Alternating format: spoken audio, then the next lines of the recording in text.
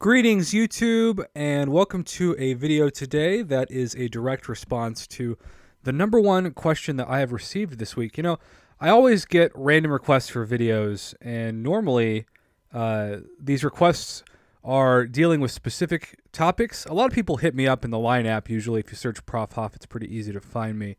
And they're just wanting to have specific questions about who to rank up in their rosters. And sometimes I have the time to answer them, sometimes I don't, but normally I do my best to answer accordingly.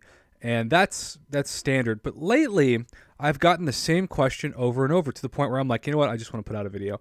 And it's something that ironically I get on a different level when I teach college students, because believe it or not, I wear a lot of hats as a professor, and one of them is a relationship counselor. And so it might seem like an exaggeration or a weird stretch, but it actually isn't to say that a lot of what I'm going to say in this video is directly the same kind of advice that you can use from romantic relationships in your life. I don't care if it's marriage or dating or if you're single. Everything applies to the health and well-being of an alliance. So when you are in a great alliance in this game, it's like a well-oiled machine. And I have been in some absolutely textbook fantastic alliances, and I have been in some terrible, wow, I can't believe I stayed so long alliances. So the general question of this video is, when should I leave my alliance? Now, if anyone from my current alliance is watching this, please know I'm happy with where I'm at. I'm not making this video looking to leave. Although I appreciate those that keep messaging me, asking me if I want to join their alliance. And, it's flattering to at least be asked. So the thought really counts in that case. But I have written down a number of things that I want to highlight in this video. And these are things that I want you to keep in mind if you are just now starting the game, or even if you've been in it for a couple of years and you're just wondering, maybe I should leave, maybe I should look for something better. Okay, so my first point that I've written down is, if you want to know the warning signs for being in an unhealthy alliance, the first is that it's always tough for people to get their donations in on time.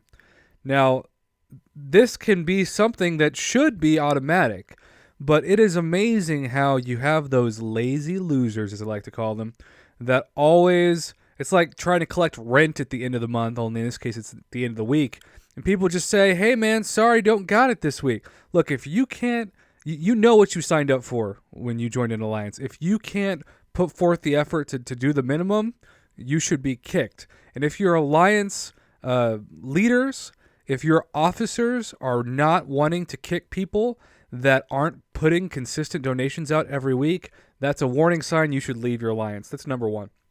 Now, number two is a big one, because I've been in some alliances that are pretty good.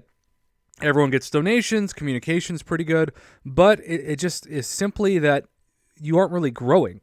Your prestige overall isn't growing, your rating's not growing, you're kind of stuck in a rut.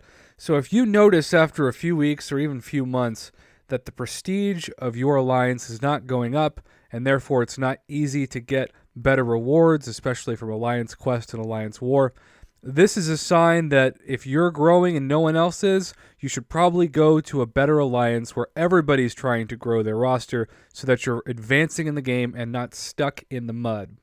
Speaking of stuck in the mud, one of my biggest complaints, and I think this happens in any alliance, even the best from time to time, is if you have a new member or even sometimes older members and they're just really sketchy with communication. If you've got somebody that joins Alliance Quest or Alliance War and never moves, or you can't even count on them to log into the game for 8 to 12 hours and they haven't given anyone a heads up, because of course we have lives, things happen. But if they're that guy, I don't care how great their roster is on paper, they need to be booted. And if you're in an alliance where you have to bang your head against the wall just to get communication, you really need to upgrade to a better alliance. Speaking of upgrades, I also want to point out something that I think is very important, and I have seen this in 2 alliances that I've been in the past, and that's where, because only a core people you can count on to move, it's like you have to wait to the last hour or two in Alliance Quest and Alliance War to actually finish the map.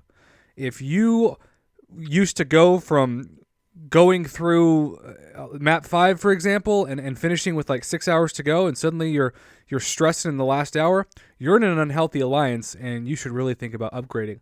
Or The better option, if you have a really great core group of members, is to say, guys, we have two options. We either need to kick out all the lazy losers and recruit, or we need to find somebody that's willing to take our 5 to 10 users and, just as tough as it is, disband the alliance and go to a better one.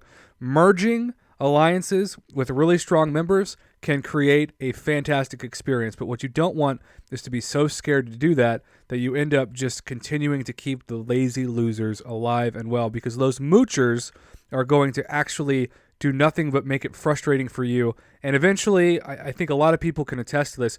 If you're in an unhealthy alliance and you're having to do most of the work, this game becomes a second job. And this should be a fun game. This is supposed to be an escape. It's not supposed to be an obligation or a chore. And if you feel like the game has become that because of your alliance, it's not that you should quit the game as much as you should leave the unhealthy alliance that you're in. Because an unhealthy alliance is like a codependent relationship. You don't benefit, but everybody else does from your hard work. And if it's not a symbiotic relationship, meaning you don't get something equal to what you're giving in, you are really setting yourself up to be disappointed. Now, there's a couple of caveats I want to say to this. You should never, ever, especially if you have been in an alliance with friends that you really enjoy being with, you should never just bail immediately for a better alliance, because I don't care what the rewards difference is, nothing is worse than looking like a tool or a douchebag because you chose to be some conceited jerk. And in order to get a few more 5-star shards or 6-star shards or whatever, you have left your friends high and dry. Friendships are supposed to last much longer than any video game, and once you do that, your credibility is shot forever. So don't do the short-term gain for long-term loss, as I like to say. If you're thinking about leaving and you've been with an alliance for a couple of years, and especially if you're like an officer, you want to message your friends and say, hey guys, I just want you to know I'm really worried, and if something doesn't change, I'm going to move. That gives everybody kind of a wake-up call and doesn't just drop a bomb. And never, ever, especially if you're with friends, just leave an alliance, and the only time we know you've left is because all of a sudden you've left the Line app chat and you've left the alliance and you've told no one anything. You just ghost them. That's absolutely a D-bag move, and you're probably the same guy that can't handle a real romantic relationship because you're always bouncing like a pinball from one loser to another. And lastly, I just want to say this is supposed to be fun. So find an alliance where you enjoy talking to the people every day and communicating. And yes, there are going to be times where you recruit some bad apples, but kick them out. Kick out the lazy losers. Don't be afraid to grow. If you have to lose an alliance war in order to eventually get better recruits, it's worth it.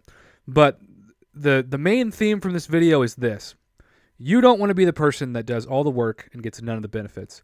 You want to be with reliable people who are good fighters, who communicate strongly, and who have your back when you need them.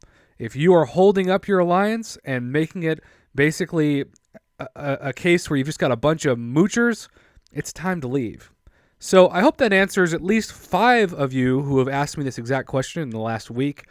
And most importantly, I hope that you really give this some thought. If you have some great friends who you don't want to leave in the alliance, just consider maybe kicking out all those lazy losers so that you can get some better people in. And yes, recruiting is a pain and it can suck, but once you've got that well-oiled machine where you love the people you're playing with and you guys are dominating the maps and you're winning wars and you're having fun, that's what this game's all about. And if you're not feeling that way, it's time for a change, and I strongly recommend that you consider that change because your happiness in a mobile video game is far more important than your misery.